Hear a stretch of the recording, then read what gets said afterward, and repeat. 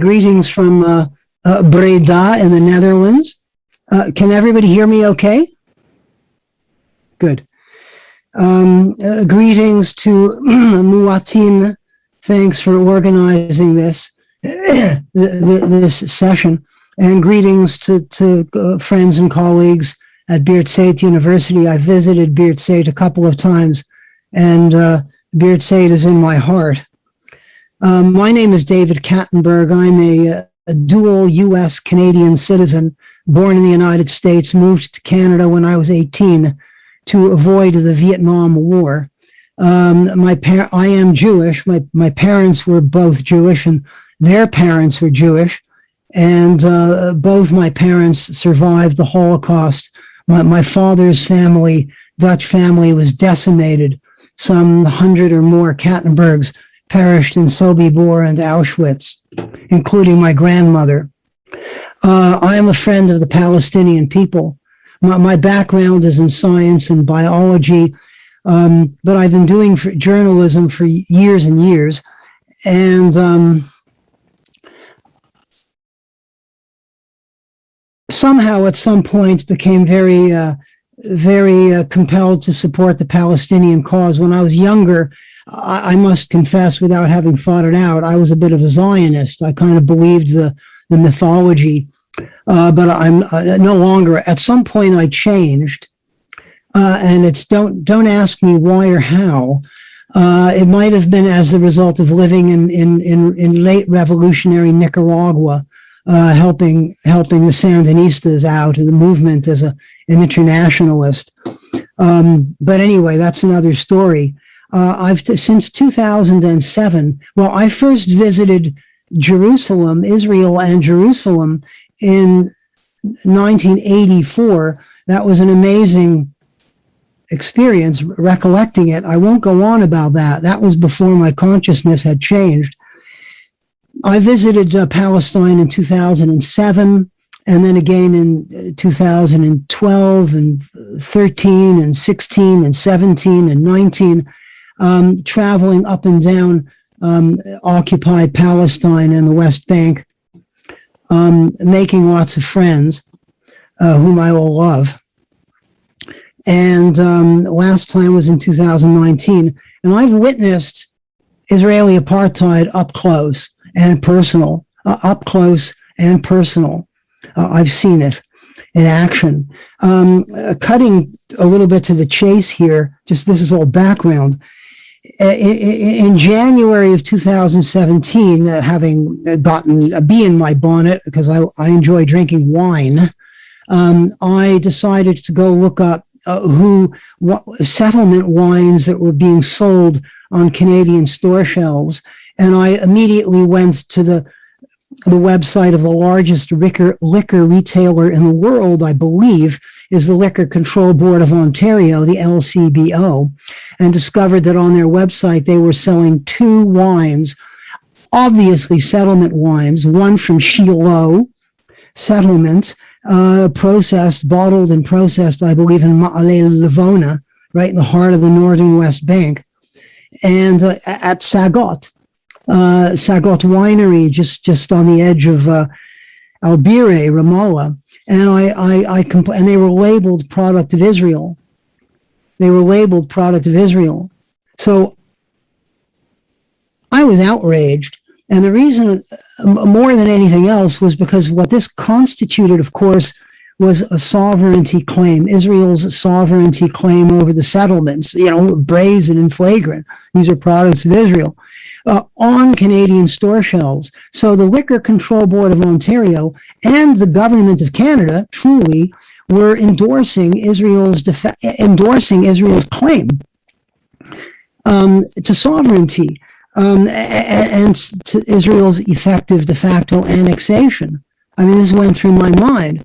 In total contravention of international law and laws that Canada is bound to abide by, including its own domestic laws, like the Geneva Conventions Act of Canada.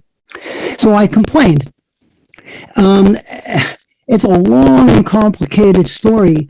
It soon landed on the desk of the Canadian Food Inspection Agency, the CFIA, the Canadian Food Inspection Agency, which regulates labeling. And they took 6 months to analyze my complaint, and they did so from every last direction possible. They left no stone unturned, and they were exhaustive, examining their own domestic statutes, the Food and Drug Act and the Consumer Packaging and Labeling Act, but also consulted with Global Affairs Canada. And Global Affairs Canada, of course, I'm going to share my screen here. Global Affairs Canada informed the Canadian Food Inspection Agency that, yes, indeed, this is formal Canadian policy. Right there it is, on issues on Israel and Palestine. I'm not going to read this. You can read it yourselves. Occupied territories and settlements. Canada does not recognize permanent Israeli control over the Golan, the West Bank, East Jerusalem. Fourth Geneva Convention. Israel is obliged to uphold the Fourth Geneva Convention. Refers to UN Security Council resolutions 446 and 465 that declared settlements flagrantly illegal. On and on and on and on and on. So Global Affairs Canada confirmed this to the CFIA, saying, yeah, we don't consider settlements to be part of Israel. But they did more than that. They dug down into the Canada-Israel Free Trade Agreement. The people in trade branch at Global Affairs Canada dug into the Canada-Israel Free Trade Agreement, SIFTA. And I mean, one can go into the weeds, but they very quickly established, and I have the evidence to show this, that labeling, product labeling is not a SIFTA purpose. Nowhere in SIFTA does it talk anywhere about product labeling. And secondly, almost more to the point of this talk, which Reem will talk about, Reem is going to talk about in greater detail. I'm sure the trade branch and GAC people established that the territorial definition of Israel under SIFTA is defined by the Paris Protocol, by the economic protocol between Israel and the Palestinians in 1995, embedded in the interim agreement, which says nothing about settlements, except in one place in terms of tax collection, but nothing about customs arrangements, nothing, squat, nada. So they told the CFIA this, and they said back in May 2017, and they told the CFIA, forget about SIFTA, just follow your own labeling guidelines. That's all, forget about SIFTA. And so that's what the CFIA did. In early July of 2017, they issued a ruling to the Liquor Control Board of Ontario saying, product of Israel labels on settlement wines do not comply with Canadian law. Deal with this. Send us your plan for dealing with this. They didn't tell them, take the wines off your shelves. They just said, this is a problem and an issue. Labels don't comply. Let's deal with this. That was the ruling. Within hours, the Israeli government was on the horn, complaining up and down and all up and through Global Affairs Canada, and I'm sure right up to the Prime Minister's office. And the Canadian lobby, the Zionist lobby, went snake eyes, as we say in English. Forgive my colloquial. They got very upset. And within 48 hours, the Canadian Food Inspection Agency reversed itself.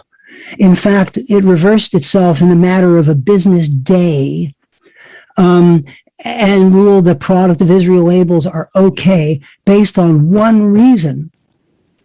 SIFTA allows it. Now, this was the most preposterous and outrageous act, which I'm not going to go into because SIFTA, I've laid it out to you. Like Global Affairs Canada people had told CFIA, SIFTA's got nothing to do with it, and they had even examined the Paris Protocol, right? They knew. But the government reverse engineered it in a highly cynical way by saying the higher up, it went right up to the Prime Minister's office, my friends. It went right up to the Privy Council office and the Prime Minister's office. So you need to know this, that this is the Justin Trudeau's position on Israel and Palestine. They instructed the CFIA to say, just talk about West Bank. Israeli customs laws are applied in the West Bank, settlements are in the West Bank, ergo, you're good to go. Knowing that it was a fraudulent reading of SIFTA. I'll let Reem go on about this, but I appealed, and my good friend and comrade lawyer, Canadian Montreal-based lawyer Dimitri Lascaris filed an appeal to the Canadian Food Inspection Agency. They rejected my appeal.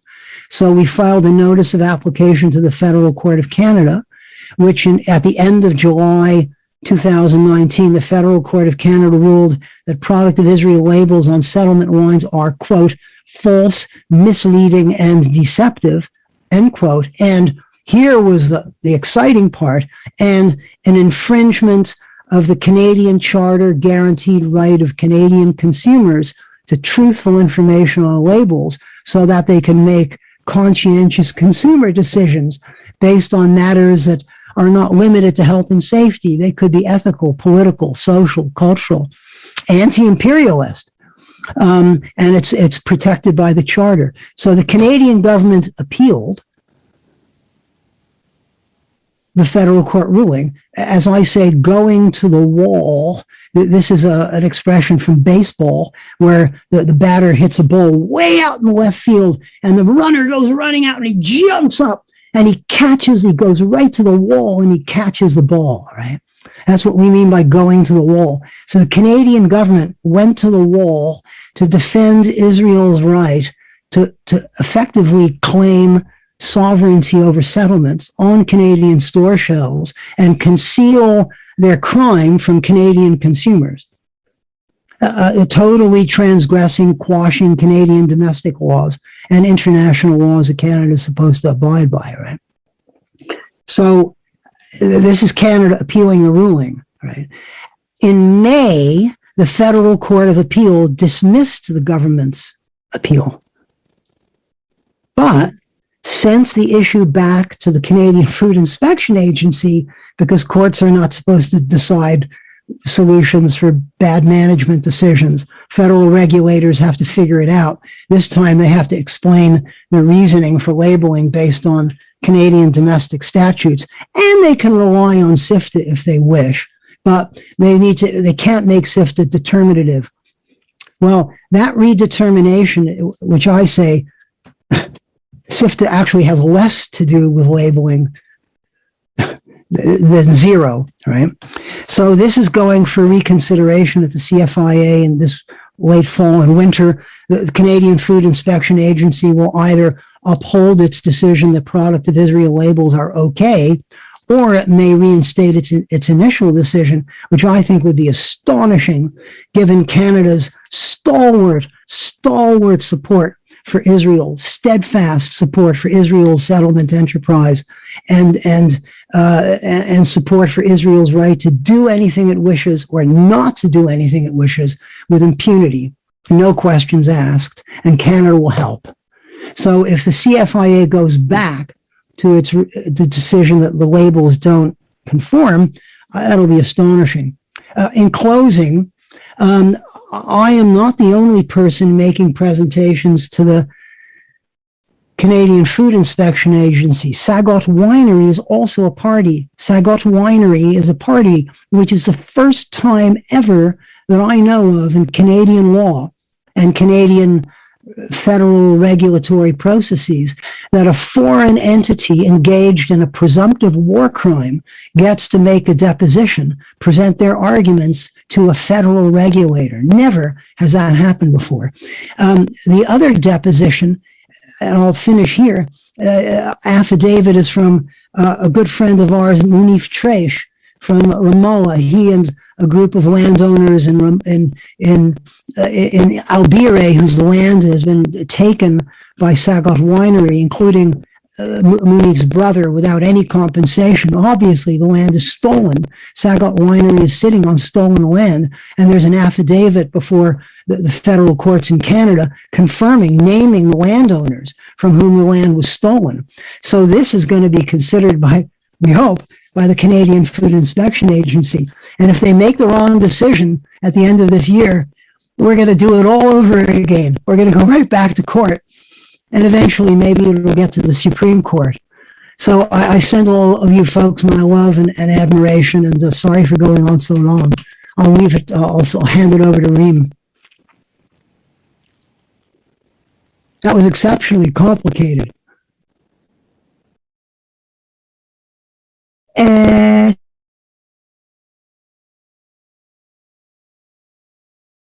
You from Windsor in Canada, and good morning, good afternoon, Palestine.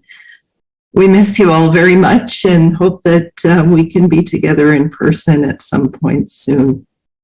So, as David said, I was part of a team of lawyers and legal academics who sought to make arguments in his case. And I should point out that I'm here in my capacity as a professor and a legal academic and not as Dean of Windsor Law. And what I wanted to just very quickly, without going into too much details, is just talk about some of the arguments that the Canadian government made before the federal court in David's case. And I want to do that to show how the strained interpretation, the really difficult to understand and accept from my humble opinion, interpretation of agreements reached between Israelis and Palestinians has been used as a form of hegemony, a tool of hegemony, and how these hegemony steeps down into even the smallest of details to serve larger colonial ends. So the arguments that are made in the court are presented by the Attorney General of Canada, and the Attorney General's argument boils down, as David has suggested, to the idea that Israel's territory includes territory where its custom laws apply. And it looked to several different sources to make that argument, but one of the main sources was, again, as David has suggested, what's called either the Paris Protocol or the Protocol on Economic Relations, which is an agreement between the PLO and Israel. And the argument is that the PLO had actually agreed that custom laws apply to the West Bank, Israel's custom laws apply to the West Bank. And the Attorney General went so far as to suggest that this was a tantamount or the same as agreeing that Israeli settlements would be considered Israeli territory or equated with Israel with the consent of Palestinian authorities.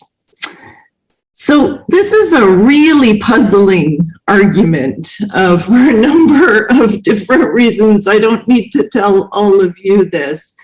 One reason why it's puzzling is that if you read the Protocol on Economic Relations, as David said, settlements are only mentioned once, and it says, all it says is that taxes are collected from Palestinian laborers that would be transferred to the Palestinian Authority.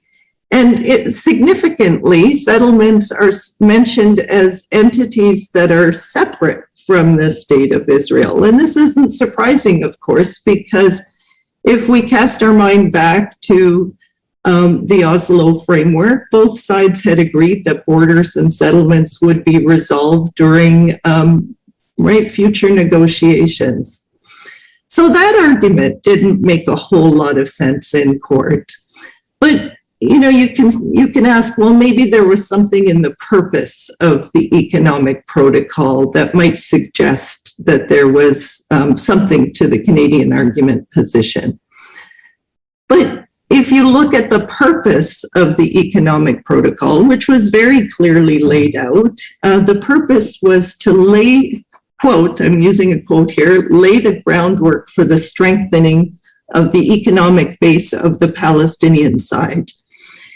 And of course, we all know that settlements do the exact opposite. They thwart the economy, among other things, on the quote unquote Palestinian side. And we also know, of course, that Palestinians have repeatedly objected to the existence of settlements, and the international community has recognized that they're illegal.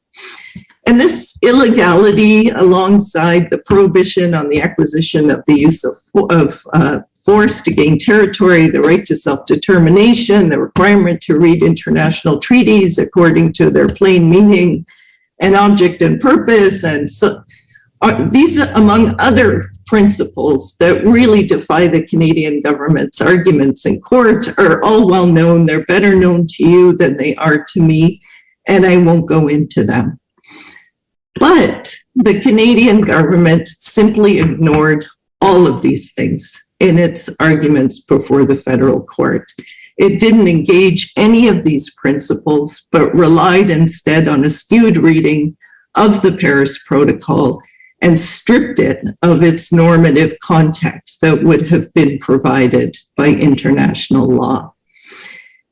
And the Canadian government's position in David's case is all the more troubling because its insistence that beer and wine grown and bottled in the West Bank by Palestinians cannot be sold in Canada under the Product of Palestine label. Instead, when you see that product in Canada, what happens is the Canadian government takes a sticker, and I think it's the government that does this, the Canadian authorities. They take a sticker about this big and they take the time to put it on every single bottle of wine and every single bottle of beer that's sold on the shelves or ordered by consumers. So at the end of the day, as David has suggested, it would seem that the Canadian government has chosen to support Israel's claim over territory on which the illegal settlements sit at the expense of many things, international law, normative principles, and among the things that has been dispensed are the interests of Canadian consumers to purchase according to their conscience and in light of international law and policy. So as David's noted, and I won't go on too much here because I see the time, the Canadian government didn't win before the federal court, but I think he's also explained that his case remains in a difficult position. And David, I'm not sure if you want to speak to that. And if you do, let me just say this, that many of us who have been involved in David's case, and I suspect maybe David himself, have often asked ourselves the question, why are we spending so much time, so much energy, so many resources in a case when we go to court hoping to get justice? What we end up talking about are a series of documents that are grounded in the Oslo framework, which is a framework that is irrelevant at best and harmful at worst, and harmful for many reasons, among them that it continues this fiction of negotiations. Why shouldn't we just ignore this case about labeling wines and put our energy and resources elsewhere? And I mean, these are good questions, of course, and I and others struggle with them. I'll leave you with just two thoughts. The first is I think Reem suggested in the opening of her remarks, the law comes to you sometimes. And if we ignore the hegemony as it manifests in seemingly small things like product labels, the hegemonic arguments advanced would have no counter arguments. And as we know, counter narratives are important because they form the basis of liberation politics ultimately. So it's not always necessarily about the legal arguments that are being made or who wins or loses. Of course, you know, when someone like David brings a case in the hope of winning, but we can't lose sight that it's the counter narratives and the opportunity to present counter narratives that are important. And then second, I think these kinds of cases form the basis of solidarities that extend well beyond the case itself. I wouldn't have had the pleasure of of meeting and the privilege of meeting David until we started working on these cases together.